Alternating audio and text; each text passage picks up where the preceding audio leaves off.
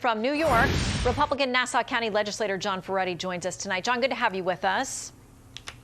Shannon, thank you for having me. Okay, I want to read from a Washington Post opinion piece that's about, it says this, the bogus backlash against progressive prosecutors. They say it's not a real thing, but it's being hyped up to be. It says it's worth noting that the people most affected by these policies seem to be okay with them. Last month, and this is from last year, despite media speculation that the city's escalating murder rate would hurt him politically, Philadelphia voters reelected reformist DA Larry Krasner by nearly a 2-to-1 margin. And John, they cite many other examples, people who have survived recalls and continue to get elected. I mean, if this is what people are choosing, what's to say they don't want a more progressive prosecutor? Well, you know, Shannon, what we're seeing here is a trend across our nation in New York State where radical left-wing politicians are putting the rights of criminals above the rights of law-abiding American citizens. And it's wrong and it's got to be stopped. And to those who would say that this is somehow fear-mongering, you know, I sit on the Nassau County legislature. We hear public comment at every meeting. Recently, I had to hear the comments of a father who came in and told us about his 27-year-old son, who was killed by a drunk driver who in New York State was released without bail less than a week before his son was killed. And he was released after being arrested for driving while intoxicated.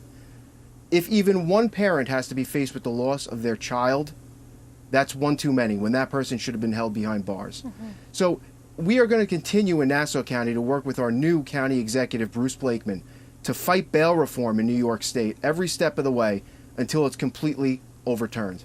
I want to read something. This is an opinion piece a few weeks ago in the Daily Beast talking about pressing back against some of those more progressive policies on bail and other things.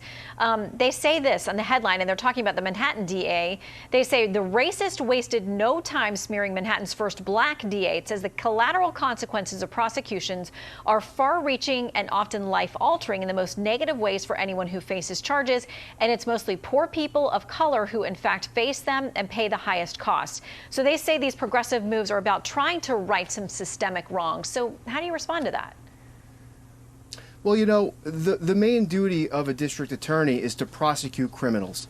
And the fact that we have a new district attorney in Manhattan, which, by the way, I'm coming to you tonight from Levittown, New York, a suburb of New York City. I'm less than 30 miles from the Empire State Building right now. And as you know, Shannon, you know, crime has no borders. Crime is up in New York City under District Attorney Bragg's watch by over 40%. And if it's up by over 40% in Manhattan, that's permeating into Nassau County and the suburbs. So, look, the bottom line is your job as a prosecutor is to prosecute criminals, and if you're not doing that, you should be removed. And that's what Governor Hochul should be doing with District Attorney Bragg, removing him. You mentioned the real-world impact of this. I want to play something from a woman whose sister was recently killed. Her husband is the one accused of murdering her with a hammer. While he was out from jail from a previous attack, she had said that he strangled her. He slammed her head into a wall multiple times. He was in jail for roughly 8 days. He got out on an unsecured $5,000 bond. She had a restraining order, and he's now accused of coming back and killing her. This is her sister, Audrey Redman. I don't know how you let someone out of jail who just strangled someone and think that 8 days in jail was enough. Remember Regina's name every time you think that it's okay to let someone out. John, what do we tell these families quickly? It's heartbreaking. It's absolutely heartbreaking. And all we could do is fight against this nonsense. Luckily in Nassau County, residents are fed up. Just recently in 2021 on Election Day, Nassau County residents, they elected a career prosecutor, someone who was not a politician. And they elected her with a wide margin, Ann Donnelly, over a state senator who actually wrote the bail reform laws. This is a message that we are sending to New York City and the radical left in Albany and across the country. We will not tolerate this, we will fight this, and we will not stop until all of these heinous laws that are causing people to die are overturned.